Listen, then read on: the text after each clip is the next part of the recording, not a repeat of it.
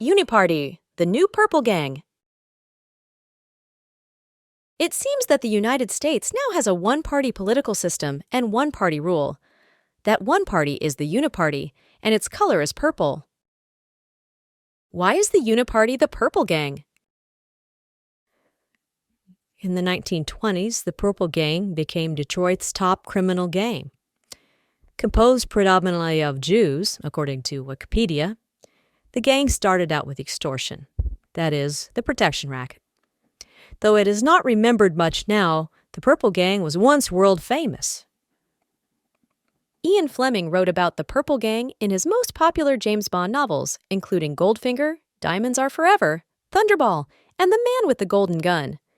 Now, in the 21st century, a new Purple Gang Uniparty is the apex of organized crime in America.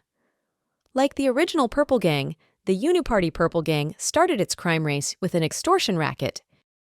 What do you get for the taxes that you pay? Most people have to think about what they pay taxes to get, and then they say, the roads? Police protection?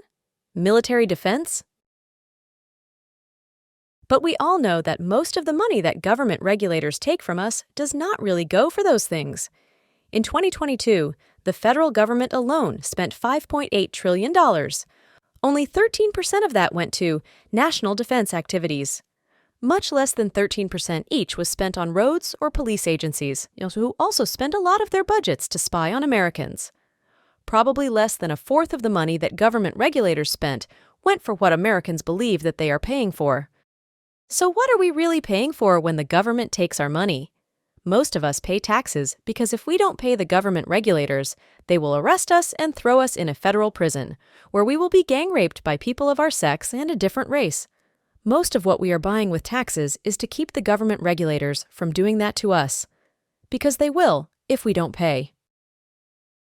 Protection from government is what we pay most of the tax money for. The primary activity of the government is extortion. Extorting protection money. Who are you really more afraid of? The FBI, ATF, and IRS, or the mafia and burglars? How much would you pay in taxes if you were not afraid that the government would imprison or kill you for not paying? Half as much?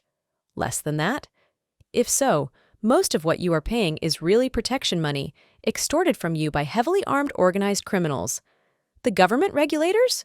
Of course, the government commits lots of other crimes against you, breaking its own laws to do so, like illegally spying on you. If people who don't obey the laws are outlaws, then the U.S. government regulators are the biggest criminal organization in history, by far. Why the color purple?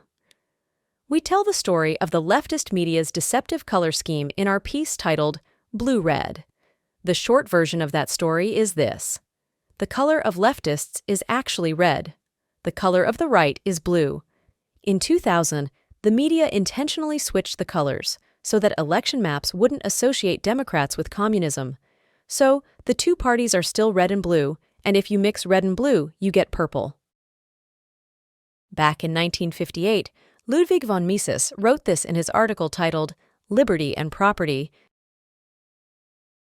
The socialists have engineered a semantic revolution in converting the meaning of terms into their opposite, and the one-party principle is in fact a no-party principle. It is a suppression of any kind of opposition.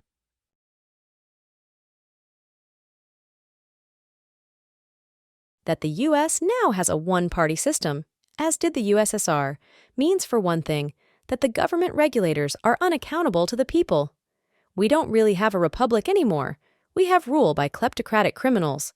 You can't vote the Uniparty out of office if all the candidates are members of the same party, just as all the candidates in Soviet elections were members of the Communist Party. It seems that the political partisanship in Washington is theater. The Republicans are controlled opposition. The Uniparty candidates who went as Democrats promised bigger government, more centralized and more powerful government, and higher taxes. And when they are elected, they enact that. The Uniparty candidates who went as Republicans promised the opposite, and when elected, always enact what the Democrats promised. Bigger government, more centralized and more powerful government, and higher taxes.